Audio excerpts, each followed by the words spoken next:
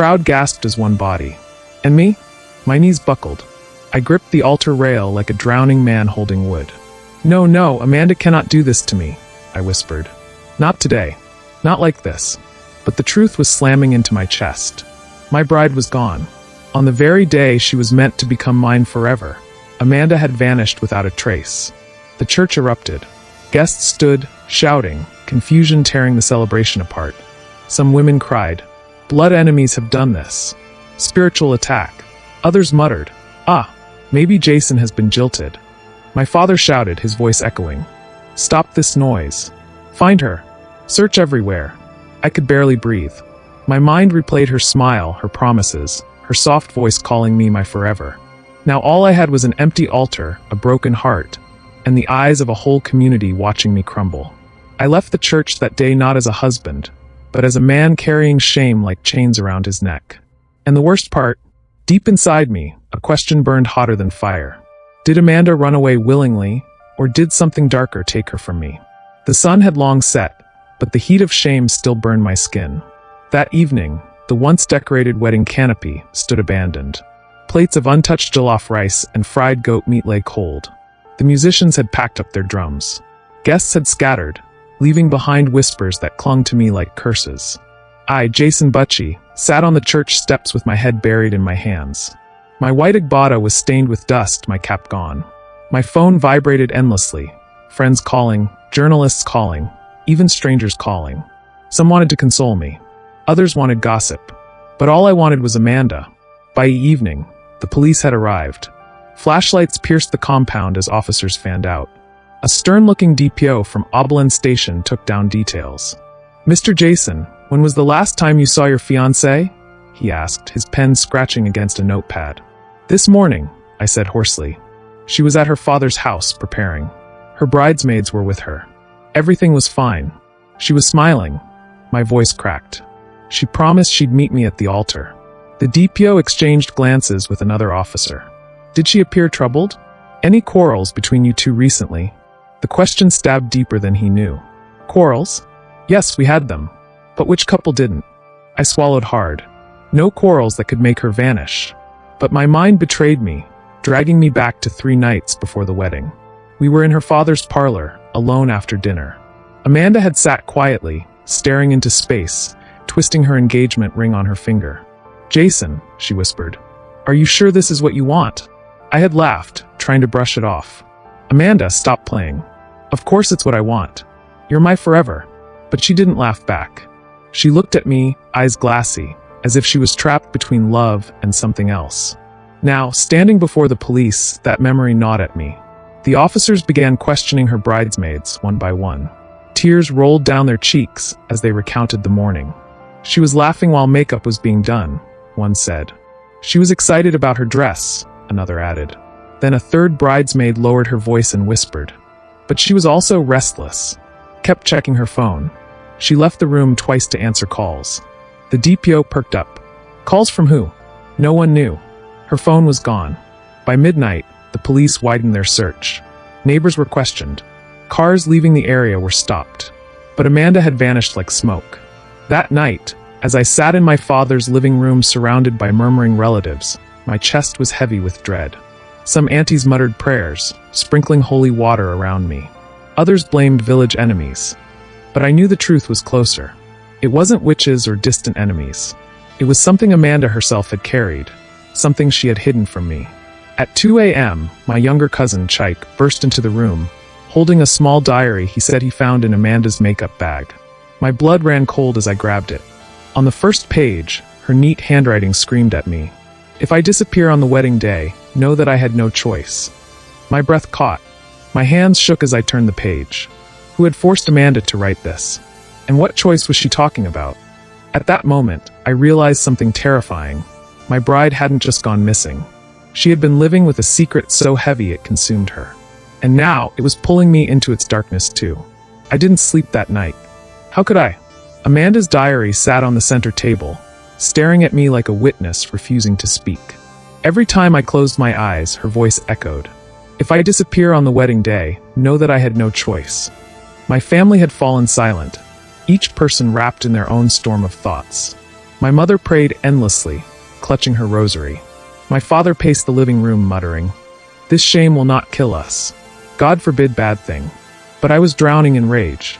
Not just at Amanda's disappearance, but at the realization that there was more to her life than she ever told me. By dawn, I couldn't take it anymore. I picked up the diary with trembling hands. Its pages smelled faintly of her perfume. Her handwriting, sharp, careful, deliberate, stabbed at me like knives. The first entries were sweet, filled with dreams about us. Jason makes me feel safe. Jason makes me laugh. But as the months passed, the tone shifted. One entry froze my blood.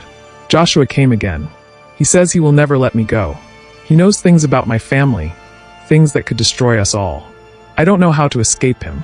If Jason ever finds out, everything will be ruined. Joshua? The name hit me like a slap.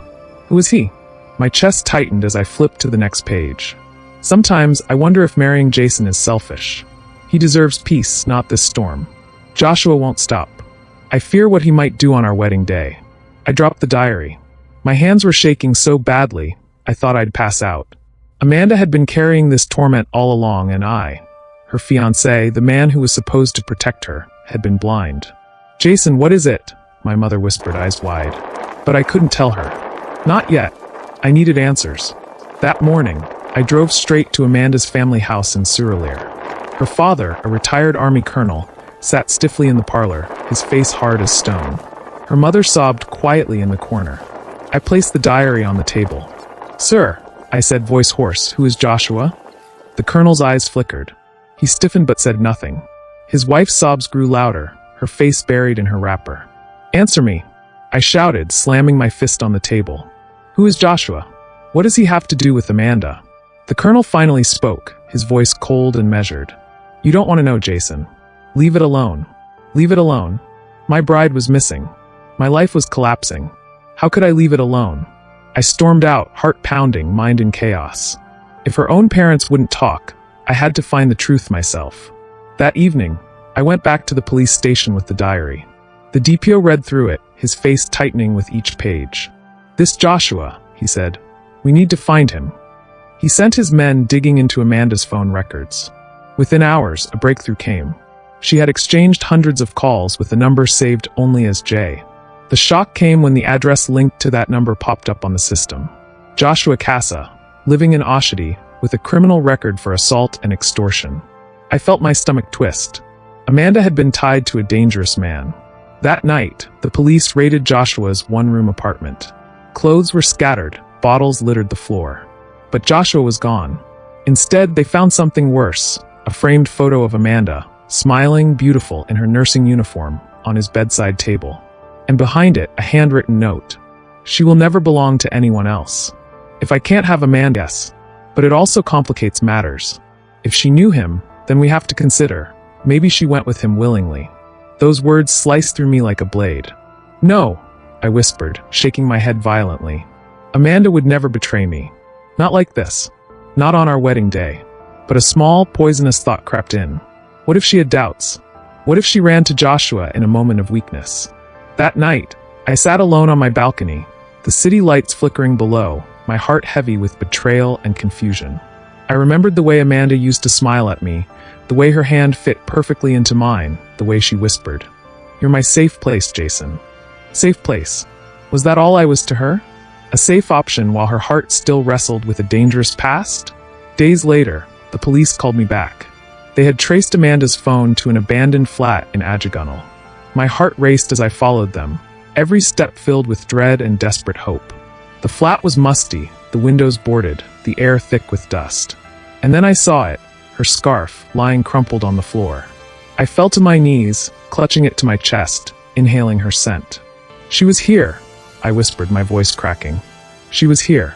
But as I looked around the room, something else caught my eye. A wall covered with photographs. Photographs of Amanda, taken without her knowledge. At the market, at her office, at church, even from our balcony. My stomach turned. Joshua hadn't just known her. He had been obsessed. The truth hit me like lightning. Amanda hadn't run away from me. She had been hunted, trapped by a man who refused to let her go. And now, if I didn't find her soon, he would destroy her completely. The breakthrough came at dawn. The The police raided one of Joshua's suspected hideouts in Mushin, a rundown warehouse at the edge of the railway tracks. Inside, they found chains, syringes, women's clothing, and passports, but no Amanda. The stench of evil hung in the air. Joshua was arrested hours later, dragged out of a dingy lodge in Yaba, where he tried to escape disguised as a bus conductor. I was at the station when they brought him in, his face swollen from the chase, his smile twisted like a demon's. I lunged at him, my fists trembling with rage, but 2 officers held me back. "Where is she?" I screamed, my voice breaking. "Joshua, what did you do to Amanda?" Joshua laughed, his teeth stained with blood.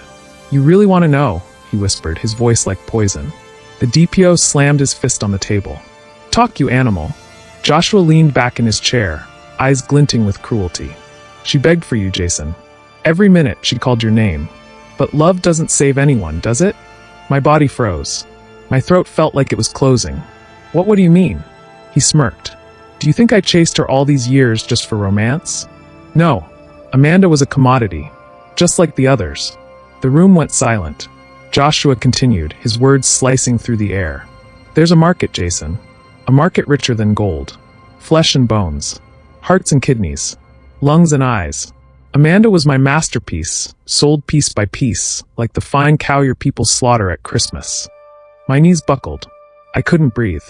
The world spun like a broken wheel. "You're lying," I gasped. "You're lying." But the evidence spoke for itself.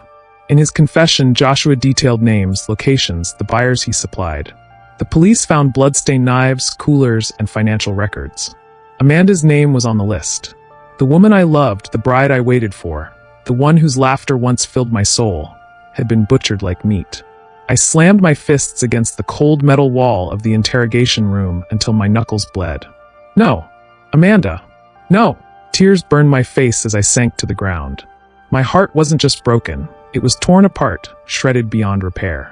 Joshua, that devil in human skin, only smirked as they dragged him away in chains. "Love doesn't win, Jason," he hissed. "Power does." That night, I sat alone in my room, Amanda's wedding gown still hanging in the corner where she had last left it. I held her scarf, the only piece of her left in this world, and pressed it to my face, breathing in the last scent of the woman who was supposed to be my wife. The city outside buzzed with life, but inside me was only silence. Silence and ashes. I whispered into the darkness with tears all over my cheeks. "My name is Jason. I was supposed to be Amanda's husband. But love was stolen from me, ripped apart by the greed of a monster. She didn't die in my arms. She didn't get to say goodbye. She was butchered like an animal. And all I have left is this bleeding heart." And with those words, I broke. If you're interested in true love stories and want to explore more cases like this, check out my next video. I'd love to hear your thoughts on this case, so leave a comment below and let's discuss. Don't forget to subscribe and share with someone who needs to hear and learn. Thanks for watching.